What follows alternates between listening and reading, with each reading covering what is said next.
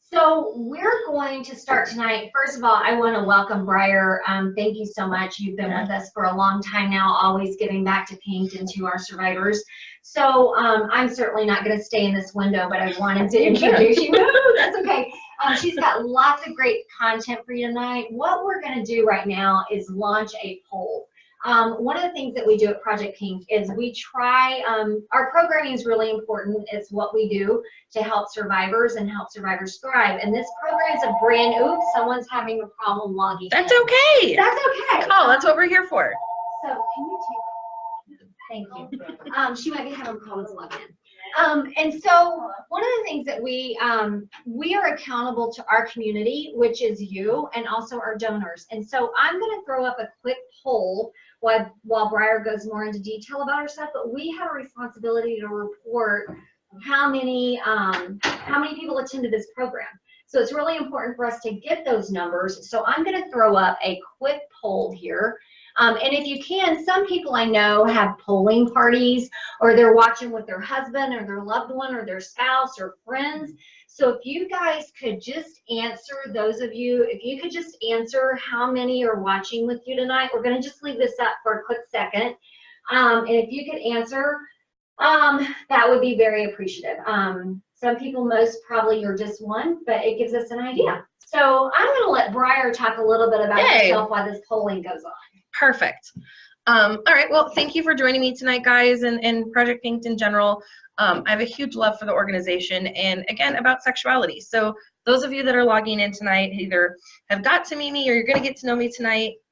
Thank you for joining. This is a tough topic for a lot of people to talk about. And this is such a great opportunity when you can be in the comforts of your own home and ask the questions you need to ask that maybe you're more embarrassed to ask in front of somebody else or don't want to put your name out there. But please, please, please, if you have any questions during, please send them. I'm happy to answer anything I possibly can.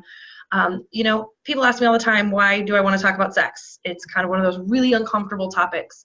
I tell people, you know what, if I could go to work every day and help people connect and get back to a healthy form of sexuality every day and get paid for it, sounds fun. So I became a certified sex therapist through the American Association of Sex Educators, Counselors, and Therapists. We refer to it as ASECT. It's my certifying body that basically says I kind of know what I'm talking about, which is nice. I have a specialty in women's sexuality and medical diagnosis. I come from a medical family. Father's a retired physician, mom's a retired nurse. Love the collaboration between medical and mental health, but just didn't want to touch people, and that's why therapy kind of became my baby. But anyways, I fell in love with sex again just because I think it's a very misunderstood topic, and people very much avoid it in the medical community. And I want to be sure moving forward that we're more open with our providers, we're more open in our medical community and with our patients and clients about sexuality, so we all can kind of come to terms with what do we need to be talking about so we all feel more comfortable with each other. So thank you for joining tonight, and kind of let's get started. All right. So, great. I'm going to end this polling, so thank you all for those that participated. We really appreciate it. And then we will go from there. Okay. Okay, it's all yours. Oh, we need to get the power. I'm sorry. You kind of need the slides, don't you? You want to know what we're talking about. We do. So I'm going to share the screen here. So just bear with us. We'll get that going. And this is for you guys. I will talk a million miles an hour, and there's so much information. So please feel free to go back and kind of look through this again when you have maybe a little bit more time from tonight. I'm going to probably fly through some things a little quicker than I would normally, just for the fact I want to get to the questions and answers through this, but get the information in. So again, so what do we see when we talk about breast cancer and sexuality? Body image is a huge complaint in a multidisciplinary space. It happens to do with your intimacy. It happens to do with your self-worth and self-esteem, how you relate to your partner. So we kind of ask, what do you see? Not just externally, but also internally when we talk about body image. So again, what do? I'm a sex therapist. Basically, we're a form of mental health that basically provides additional information in sexual functioning and intimacy. So what's the difference between sex and sexuality? I get asked this a lot. Specifically when we're talking about body image, is it about my physical body and the experiences I've had through surgeries, reconstructive surgeries, through chemotherapy, through radiation, or is it the way I feel about myself? And I'll tell you it's both. So in our world, sex is the physical acts that somebody might be experiencing. So that would be intercourse or foreplay. And sexuality is, again, that feeling that you have with another person. So let's talk about sexual response. Again, as much as I predominantly treat women, there are men that experience breast cancer, and I don't want to negate them. When we talk about sexual functioning, this is Masters and Johnson's work out of the 1950s.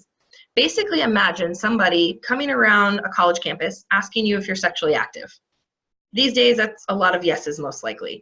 But what Masters and Johnson did was basically invited these couples back to their lab and said, hey, we're going to have you guys engage in sex, and we're going to watch. And we're going to hook up a bunch of electrodes and see what happens.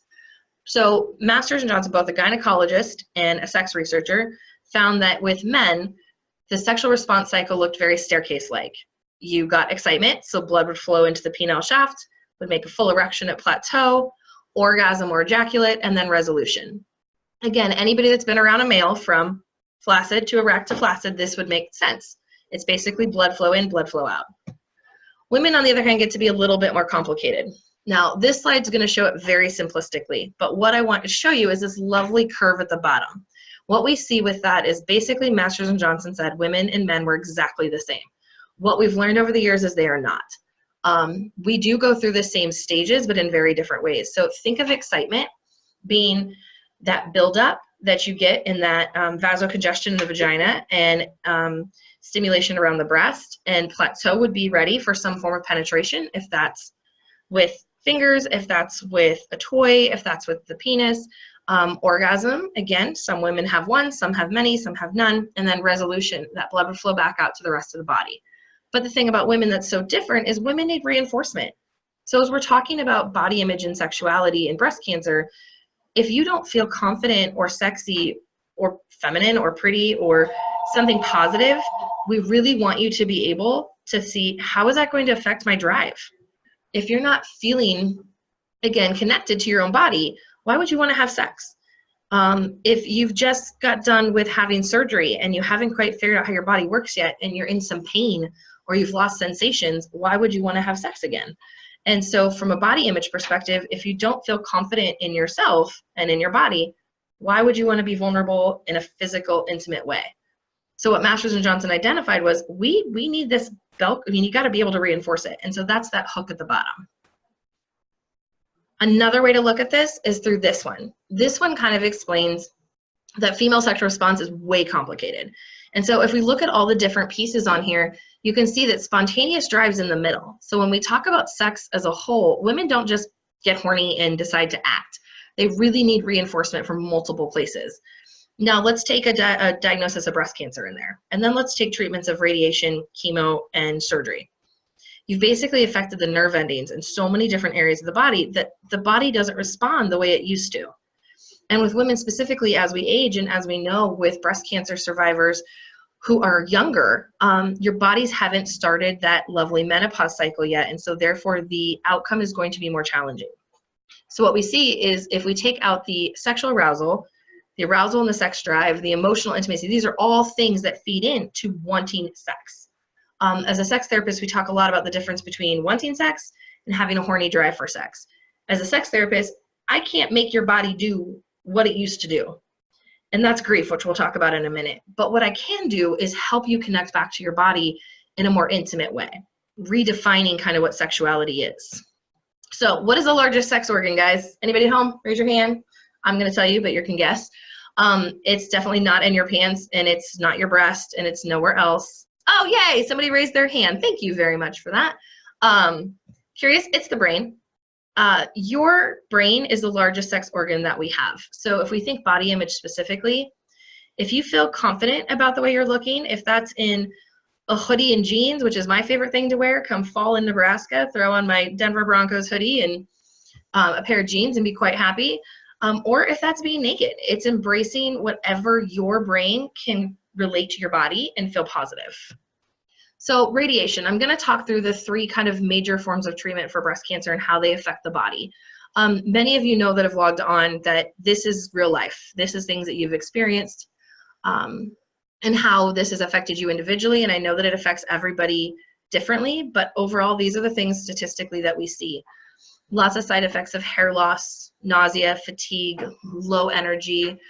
You actually get the size of the vagina can change. You ovaries stop producing hormones. You get a lot of pull away from closeness because you don't want your partner to feel your body physically well enough be touched. So it affects a lot of things that can drive us to be sexual. Chemotherapy is also one of those things we see. I mean, think about just body image in general pre-breast cancer. You're talking about weight gain. Nobody feels good when they're putting on weight, and anybody can tell you that when you've experienced chemotherapy, that weight gain sits in places that, again, make us not feel very pretty or feel very good. Again, to me, it's not just the physical appearance, it's the amount of weight that we carry on our body that just makes us feel sluggish. And again, that's another form of hair loss. Again, it's the femininity that can come with sexuality. So again, breast cancer and surgery. Number one thing correlated with body image is the removal of breast and breast tissues. Again, we talk about how some women get to keep their nipples and some do not. We talk about some women want to have reconstructive surgery, some do not. We talk about tattoos, some women don't.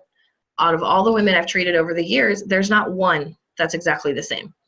But this is that number one thing that plays a part in body image for most women when it comes to breast cancer is the actual physical changes that occur post-surgery.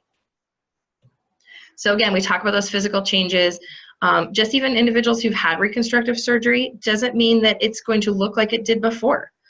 You might feel different in the way that your body fits into your clothes. You may feel fake. You may not feel like you're yourself anymore.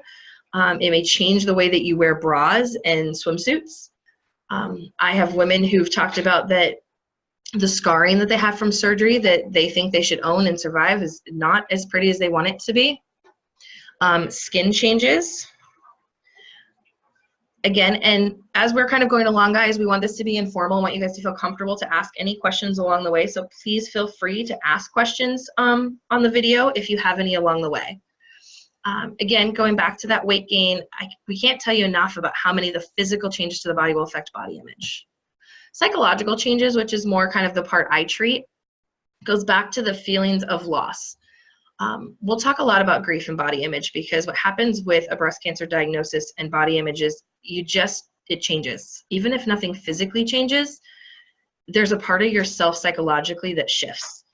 It's that loss of self-identity. It's sexual confusion. You might have considered yourself very sexually attractive and very sexual in general prior to a breast cancer diagnosis.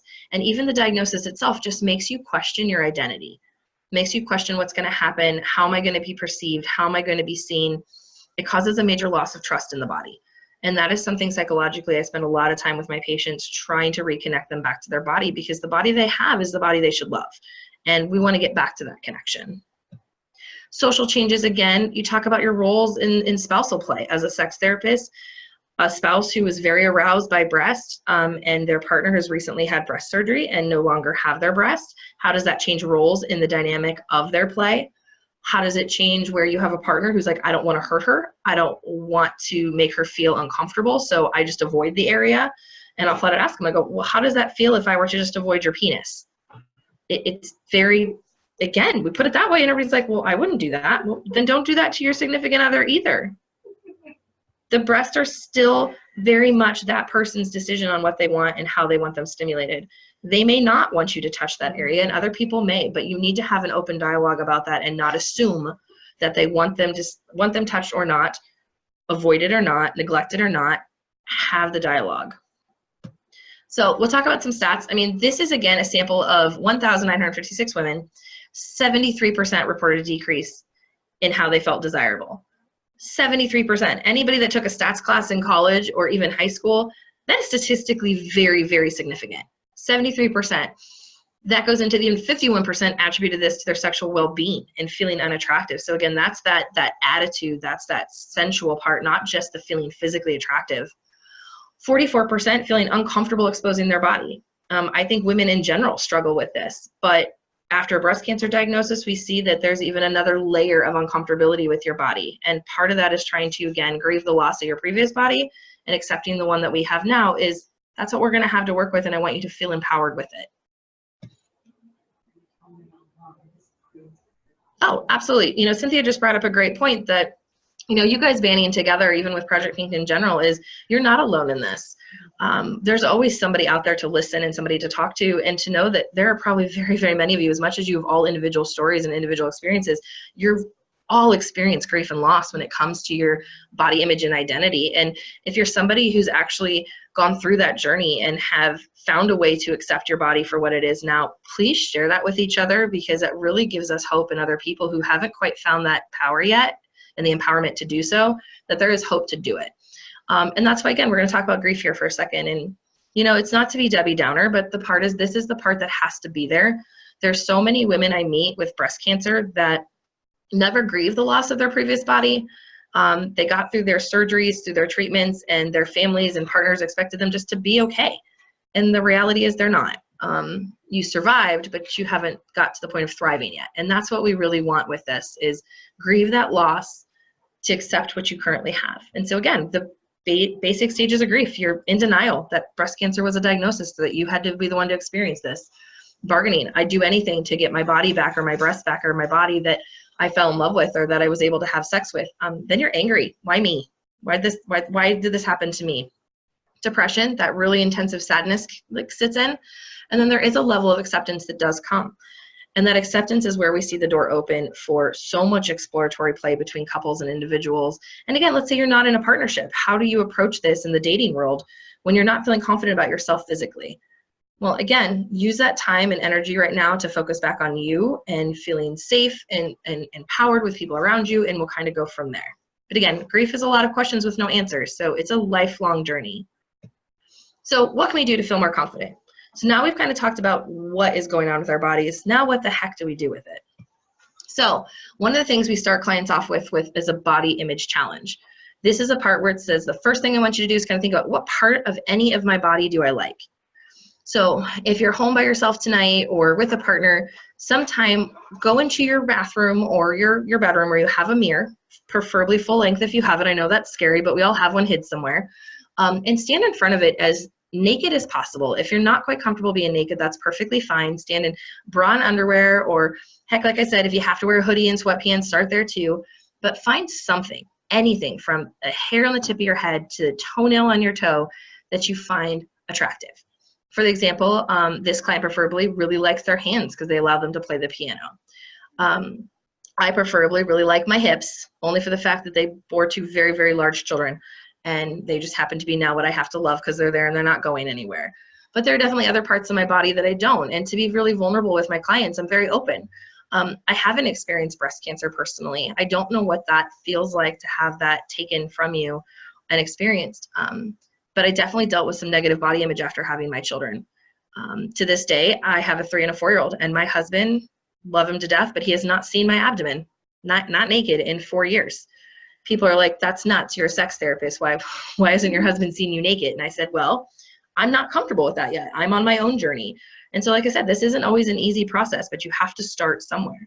And this challenge is a way to do that. Find one simple thing, one on your body, that you can find something to love about it. If it's an eyelash, if it's your pedicure you get, if it's your kneecap because you roller derby and you land on your knees a lot. And then the second question is, how do I want to feel inside my body? So visualize, what do I want it to be? Visualization is so powerful for individuals. Again, just because your body isn't doing what you want it to do, you definitely can be in your head and feel what your body wants to feel, even if it physically isn't there yet. And then again, how did I come to define beauty? This is that deep-seated question, like going back to those messages from mom that maybe weren't so positive about body image, or maybe they were. But think, where did you guys learn your narratives for body image? Who taught you what is beauty? What is body image in general? What's positive body image? Most of my clients that struggle with this particular topic, it usually comes from mixed messages growing up, from their adolescence, their childhood, mom making a comment about putting on too much weight, or not covering their breast up for church. Usually some very negative comments are stated. Very rarely do we talk to women who have positive body image from their childhood. It's the generation that we grow up in, as well as the society that we have. But think about how you can change those narratives and messages now. And I highly recommend that for individuals who have children, who have nieces, nephews, individuals that you are around. Be very, very positive with their body image, because you never know when something like this is going to happen to them. Because as we know, breast cancer doesn't affect, pardon my language, assholes. It affects people that are really, really good people. And so it is important that we send this message now and that you guys actually get to lead the tribe in that. And I appreciate any of you that do that. So with that becomes reactive desire. So, okay, Briar, now I don't like myself. I'm not a big fan of my body. I've had all these procedures. Now, again, what do I do with it? I want you to think back to when you enjoyed sex. And let's say you've never really enjoyed sex. Well, then let's start on what you want it to be. It's important to realize that spontaneous desire does not always happen. But if you can remember the last time you were intimate with a partner, not just erotically or sexually, but intimately, close. When was the last time you felt connected with your body to another person? Think about what that felt like. If it's not sexual, you can actually even use this body image outside of sex. If you're hugging a friend, it's what does that feel like to be close to somebody? Of course, we're talking sexuality tonight. And so, yeah, I want to think about the last time you were with your partner, what their arms felt like in yours, what their, body felt like against you. You can do this by reading erotic stories. Maybe, you're really into the 50 Shades of Grey series, but there are many better ones out there. If you need a list, I'll be happy to send them to you. Maybe watching sexy films. This is not necessarily pornography. Heck, you can turn on ABC on primetime and have enough sex exposure that might arouse you. Talk about that, feel that, know where your body is telling you that you are still a sexual person, even if you can't identify it or connect to it yet. We also talk about using vibrators. Using arousal devices is a really great way to kickstart that nervous system. So you can feel the sensations in your body and then connect to it. Otherwise, we're so disconnected with body image, especially, is that basically your head's in one place and your body's in another. Types of touch, super important when we talk about that not all sexual touch has to lead to some form of eroticism or penetration. A lot of women that have experienced radiation or, again, have to have their estrogen, again, not present, you're going to have some vaginal dryness that is going to cause sex to be very difficult or painful. And that doesn't mean that sex has to completely stop, but let's talk about the other kinds of touches that you can have to your body. Affectionate touch, holding hands, kissing, running your hand down your partner's back while they're standing in the kitchen can be very affectionate and very sensual. Along with a deeper embrace, sensual touch is more seen like what I consider Top Gun sex. So those really long make-out sessions and kisses and embraces, again, they don't have to be to those erotic zones. You don't have to touch breast, genitals, and buttocks to become sexually aroused. Playful touch, again, that's when you're poking each other and it's very playful and it's a healthy banter back and forth. Non-erotic intercourse, again, is the erotic touch that is not penetrative. So this would be any form of manual stimulation, oral stimulation, anal stimulation, mutual masturbation. These things are really great for clients if you're not quite ready to have intercourse again. And again, you can do a lot of these things without being naked. The great thing about trying to identify yourself and be positive with your body image is you don't have to go completely naked to have sex. Ask any 15, 16, 17-year-old. As bad as that is to say, high schoolers have figured out how to have sex not naked because they don't want to get caught. But for some odd reason, adults have this big should that when you have sex, you need to be naked.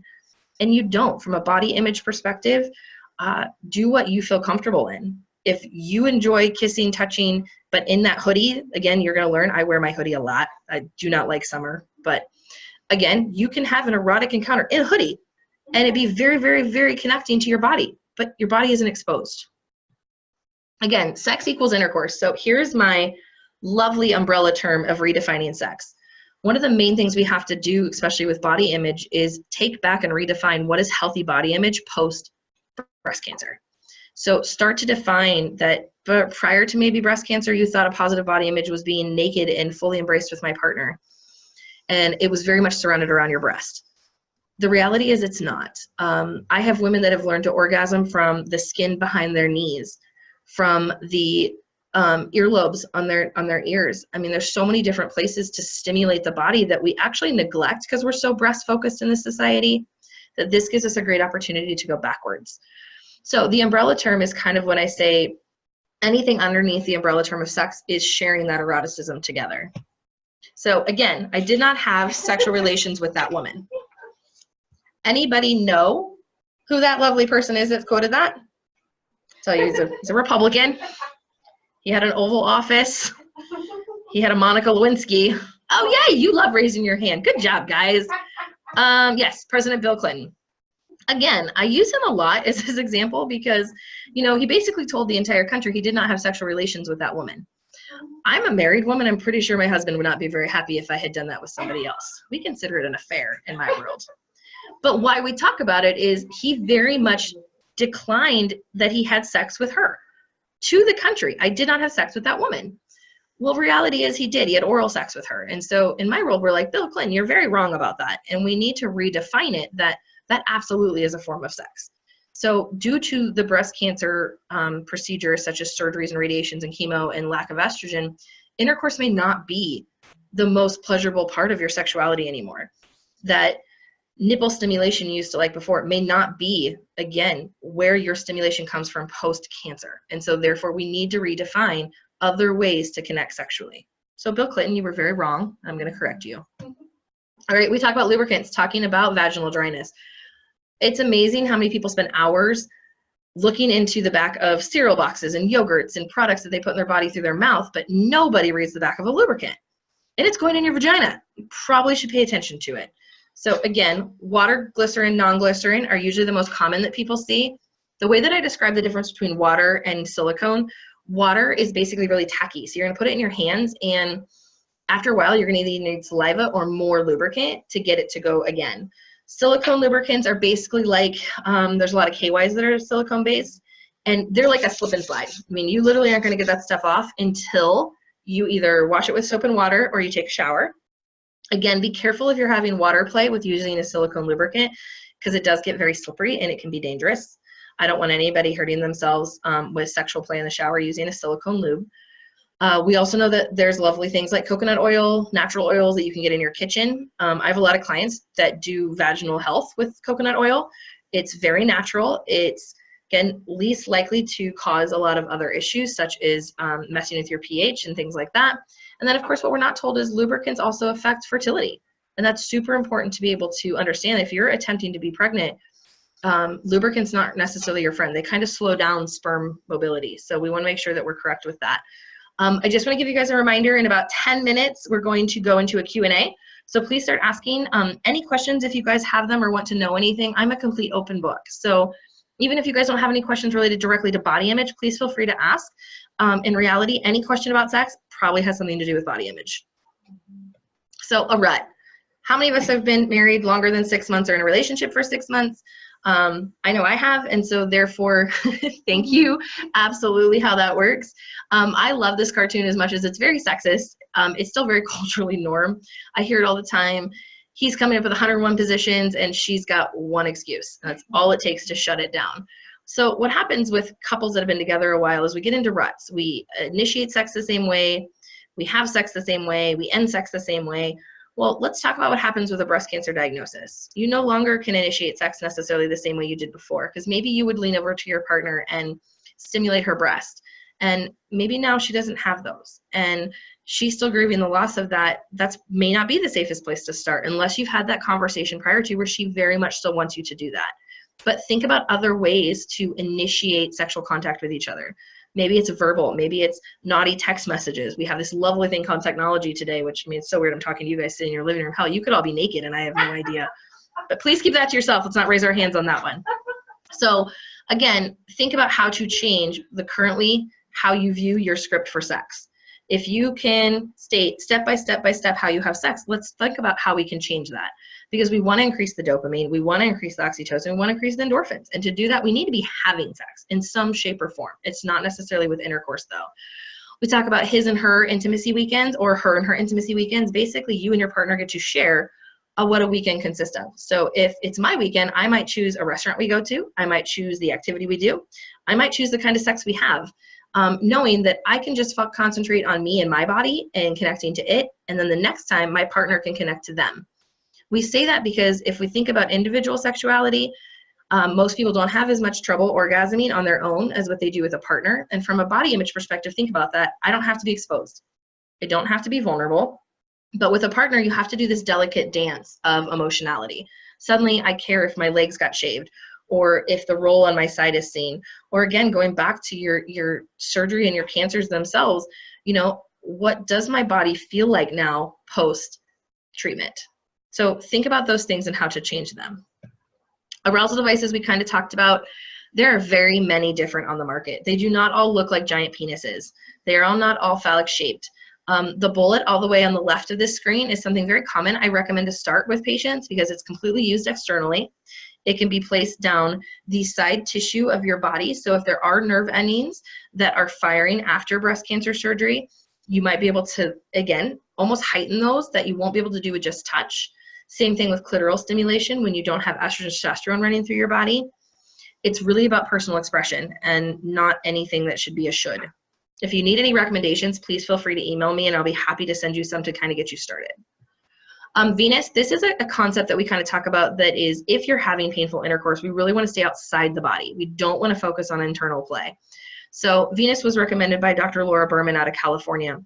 And basically it's very erotic, non-insertive sex. We are desensitizing other types of sex. So you can bathe together, massage, eat foods off each other, share your fantasies. Again, share the fantasies, caveat. If you're having a fantasy about a neighbor or somebody your spouse knows, do not share that. We don't recommend that as a good idea. It's okay to say that you fantasize. It's very healthy to share fantasies with partners, but let's not make it personal because your spouses can't get that out of their head. Just FYI. So sensate focus, this talks about, again, that desensitization of touch. We are such a penile, vaginal, breast focused society, and we need to get away from that. There's a whole entire body of nerve endings, and when you can connect to your body, I will guarantee that your sex will get better. No matter what kind of surgeries you've had, what medical conditions you live with, you basically can connect your mind back to your body by just touching it. Next time you're in the shower and you turn the water temperature down or you turn the water temperature up, instead of saying, brr, that's cold, or ooh, that's hot, think what it feels like on your body. Think of how it's running over your face and down your chest and over your abdomen and to the floor. What do the beads, in your body wash smell like? Pay attention to the sensations. I will guarantee if you take nothing from tonight from a body image perspective, is reconnecting back to your body with your senses will 100% increase, one, your mindfulness to your body, which makes you feel more confident, and two, your sex life. Literally, nothing else from tonight. If you can practice that, I will guarantee your sex life gets better. So again, this is one of my favorite quotes when it comes to somebody like me who treats a lot of chronic illnesses, a lot of cancer, a lot of TBIs, strokes, when it comes to sexuality. And body image is one of those that is affected by every one of these chronic illnesses. And so despite the sexual activity or orientation of a person, it's an important component that the person cannot be divorced from their individual self, even if a person is ill. It's extremely important to remember, no matter how this cancer has affected you now, you can take your body back, but you have to think outside the box. You usually have to approach it very differently. So again, my information is going to be in these slides, guys. So this is my contact. Please feel free to contact me anytime you might need something. This is Dr. Anna Maria Nagy. She's over through the Methodist system. I work with her quite often. She is a certified menopause specialist. She works very closely with the oncologist in town related to sexuality.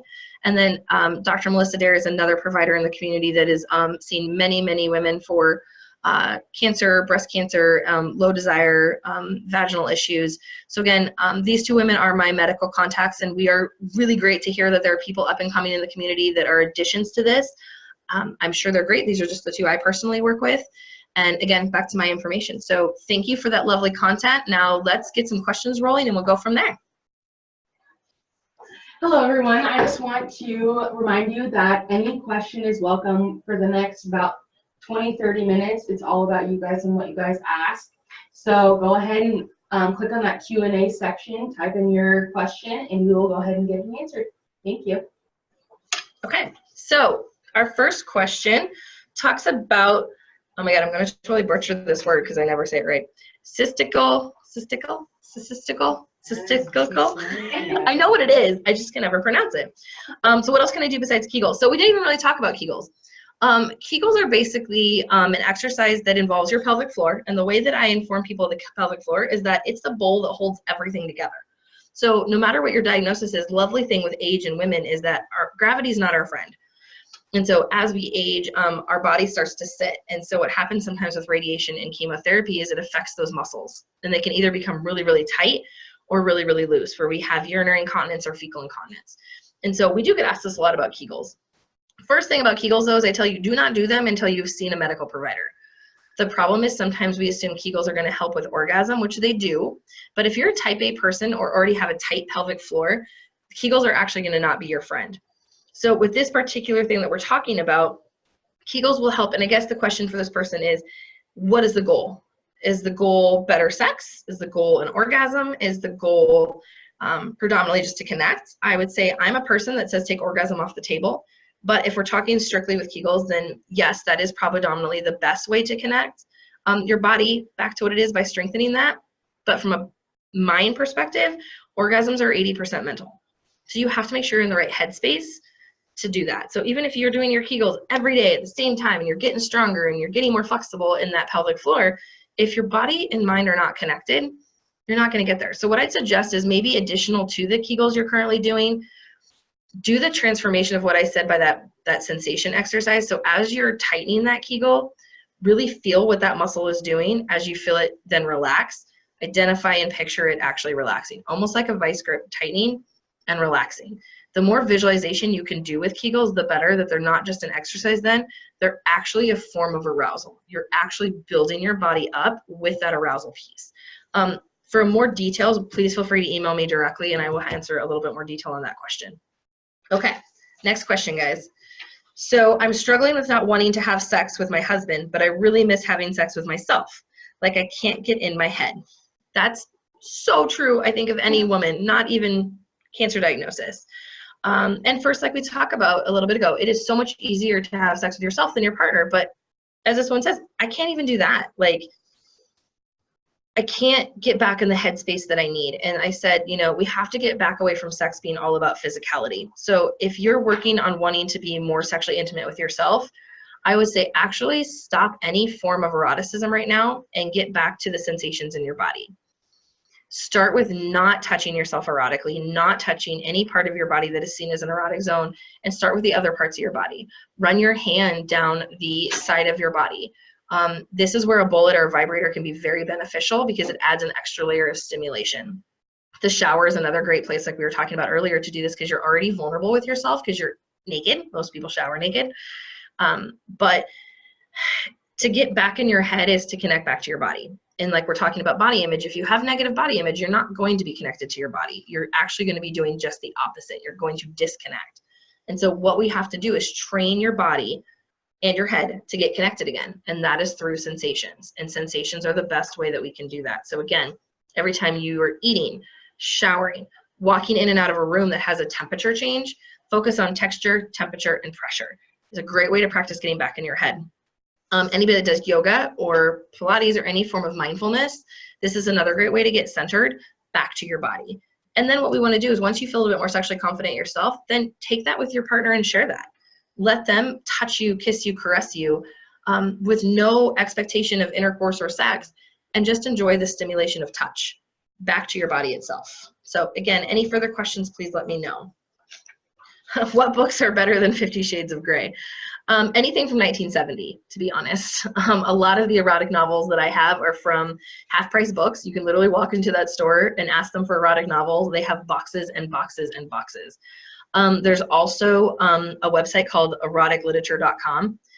It's basically any type of sexual story that you might be aroused by. I do kind of give up a warning to that because if you haven't been exposed to some forms of sexuality, it can be triggering.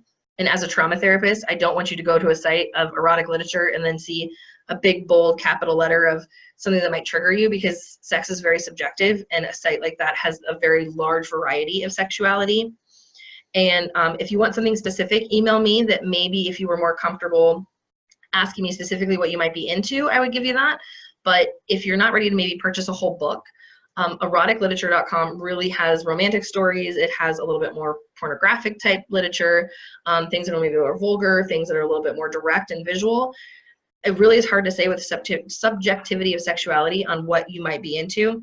I'm personally not a big fan of 50 Shades of Grey. Again, as a trauma therapist, it's very triggering. Dang. Okay, well, the girls up front really like it. I'm going to give them resources because it definitely has its pieces, but maybe I'm overly exposed. I found it really hard to read personally. I just watched the movie, so. Well, The movie was good. I read the book. Okay. The girls up front can tell you exactly what you're missing.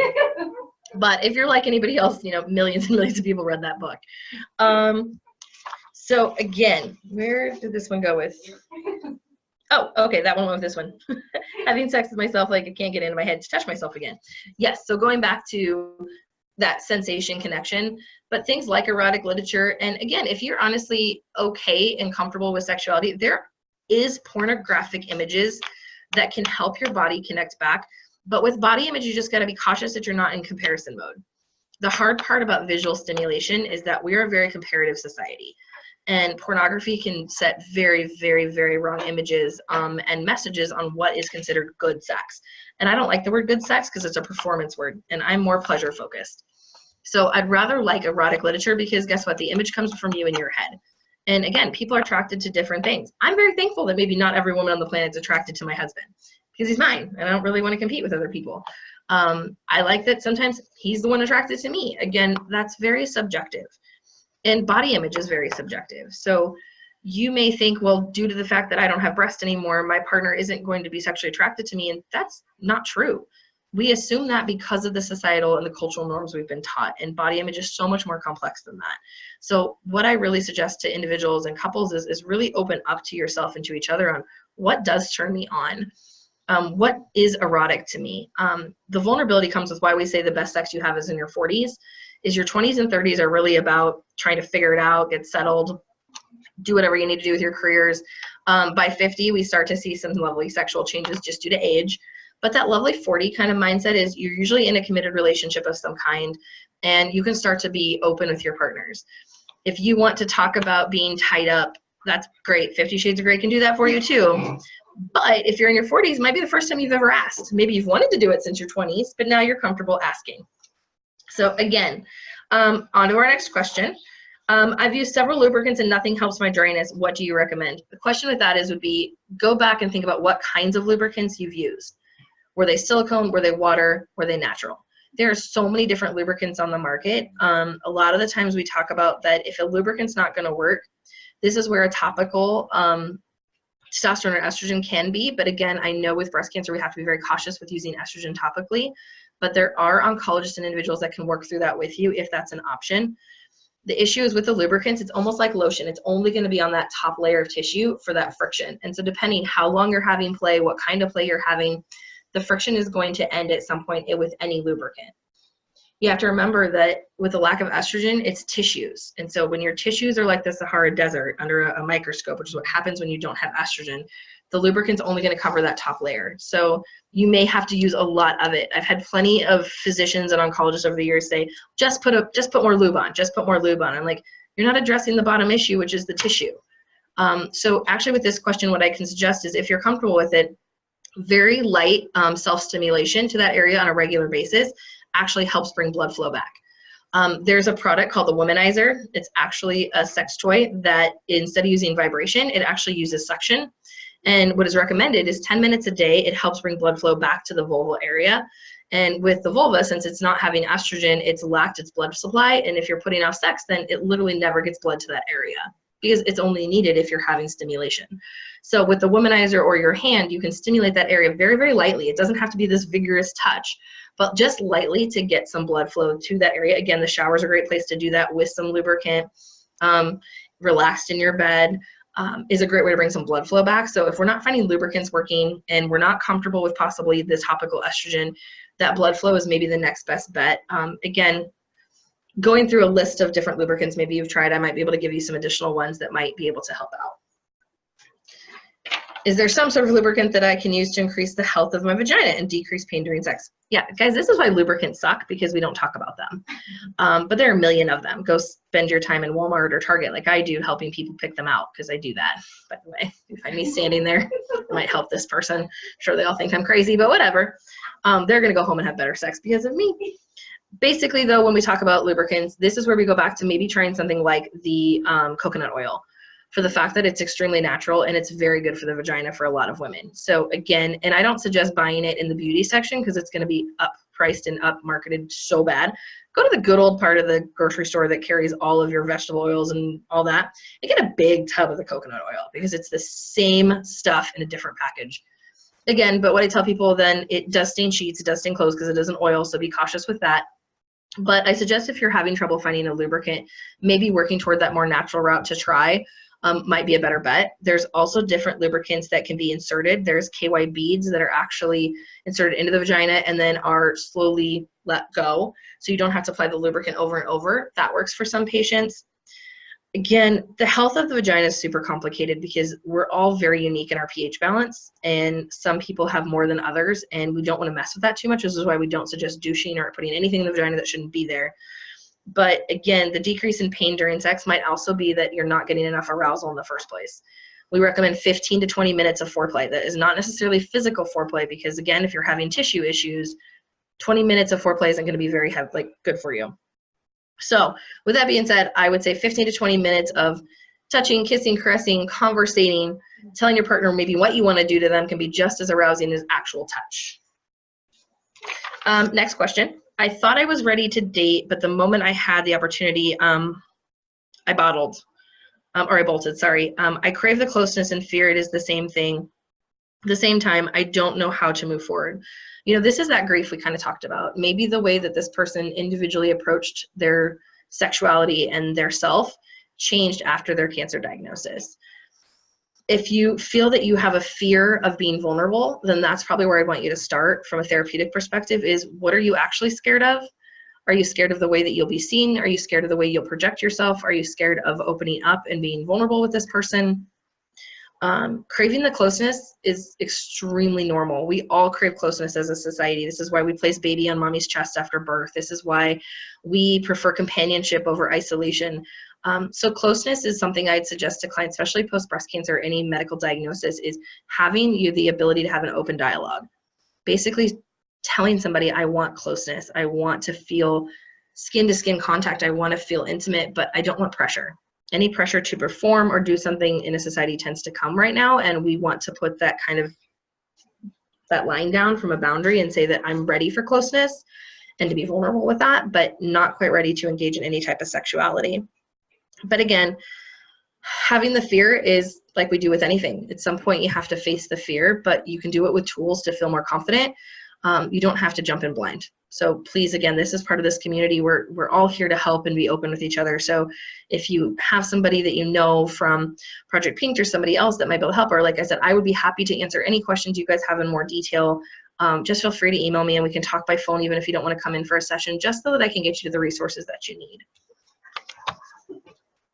Okay, so Cynthia, have anything you want to add? Let's talk about. We are. Yeah, I'm trying to stay out of. No, go ahead, come on in. No. Okay. Cynthia's hot. Bring Cynthia in. I'm totally thin. No, you're so funny. I'm totally feeling hot, right? Yeah. This is body image. That's why we have to embrace it. Yeah, I'm trying to embrace it, and I've been at this. I don't think I've ever embraced it. Well, see, that's why she's here. Yeah, exactly. I am like taking tons of notes, as I always do with this lady. So, are there any? We look like we are. If there are any more questions, please submit them. But Briar's information is right in front of you. Please copy it down. And then also we will do a follow-up email, and we will include her information. But the other thing that I wanted to make sure we talk about a little bit, we have partnered with Briar this year, and are so excited about a sexual wellness conference that we're doing in October. It's the first of its kind in this area. Absolutely. And we're so thrilled to be paving the way in that area. And so can you talk a little bit about what we're going to be doing and the format, and let people know what they can expect with that? Oh, yeah. Thank you. Thank you, Sean. We're working as a team. It's awesome. We are. Teamwork. Teamwork. So I'm going to launch one final poll. It's the only one. And again, it doesn't even take your name when you poll. It just gives us the results. But I'm going to launch it, and it's really giving us feedback of how we can improve. Did you get the content that you needed? It's 4 simple questions. If you can just give us a score on those questions, that would be great. So I'm going to launch that as Briar talks about the Sexual Wellness Conference and what to expect.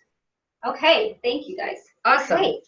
So again, our Sexual Wellness Conference, as we can kind of show you, this is beautiful. It says so much information. Look how pretty it is. I know you guys can all see it, but you know, having known Cynthia now for a few years, it's something she's really embraced, and I completely commend her for that for the community, because it, like I said, it gets lacked. anybody that's on here listening tonight can probably take a poll of how many of your oncologists or nurses actually gave you the information that you needed about sex. And so something that Cynthia and I've really talked a lot about is how do we reach more people with more information? Because we're only one people each, and it's very difficult to find what we need. So with this particular conference, we're going to be covering everything as in body image tonight with so much more detail, with so much more resources. We'll have a list of the books. We'll have a list of the things that you guys can use to really embrace yourself sexually. We're going to talk about engaging in empowerment. How do you advocate for yourself as individuals? We're going to talk about toys and techniques. And I gave you like this much of the world of sex therapy that we can use to really help you guys connect to each other in ways that are so beneficial. Again, I know this is a really difficult topic, and it's hard to give you guys all the information I have in such a short time because it is so individually needed. And what we wanted to do with this conference was make it available for multiple people in a big group of people, but still leave it in small groups that we can have these more intimate personal conversations. So basically, each one of the topics, we are going to do a roundhouse. So basically, everybody that attends the conference will get to go to the empowerment group. We'll get to go to the body image group. We'll get to go to the tools and techniques group. Why am I blanking on our fourth one? The pelvic floor. Oh, yes, Yeah. I forget because it's not necessarily all I do, but we'll have a pelvic floor talk with actual pelvic floor physical therapists that are going to talk about exercises and those Kegels and different things to do to stretch that area and also become back connected with the body and how to relax if we're dealing with tension. So the way that'll work, though, is that you'll each get an opportunity. I mean, if you've ever been to a conference before where you have to, gosh, I have to miss this because I have to go to this one, you don't get to do that with this. With this one, every single person gets to experience everything we do. So the great part about this is come and learn more about sexuality and cancer and the wellness in the community and who you can contact and who you can work with. It's going to be such a way to embrace our community. And what I hope is that every woman or man that comes to this particular conference can take away from it additional information to share with their community, to share with their partners, to share with individuals. So we can spread that this is not a taboo topic. This does not need to be something we're scared of. This needs to be something as a community we start to embrace. So I appreciate and am honored to be part of that. And so look forward to seeing you guys all there and doing that come this October. Great, thank you. I'm gonna do this real quick. There we go. Hi. So yeah, so thank you so much. We're super excited to register for that conference. Just go to projectpink.org and you can register. The information's on there. The other things will take just a few minutes. Is there is something literally going on every single month from here on out. So August is our big annual benefit. If you don't have tickets, you can still, we're sold out, but you can still get online and learn more about it and participate. The other thing that we have going on in September is our lymphedema workshop. Awesome. So people love that with Lori. And again, all of these things can be found online on our website. We also have Chef's Table in Lincoln. So for those joining us in Lincoln, know that we will be there October 9th. And then in Omaha, we'll wrap up on November 7th with Chef's Table in Omaha. We also have another straight talk. I'll talk a little bit straight talk in September. It will be on bone health. So many of us go through and the medicine, the lack of estrogen, it impacts our bones. And how do we stay healthy with that? And that was a big request from you guys, so that we're going to cover that. And then in December, we're going to cover basically conquering the fear of recurrence. How do we do that? And not that we ever conquer it, but how do we best live with the unknown or uncertainty? Yeah. So we're going to be talking about that in December. So like us on Facebook so you get the information. Go to our website, sign up for our emails, and let us know what you think about the programming and how we can improve. Absolutely. Right? We're here to serve you. Yeah. Any way we can. Yeah, so thank you. Let's look and make sure. Let's see. No more questions. So I think we're good. So we hope you enjoyed it, and we will sign off for the evening. Thank you guys so much. Thank you, Briar. Bye. Always Have great. a good night, guys. All right. Good evening.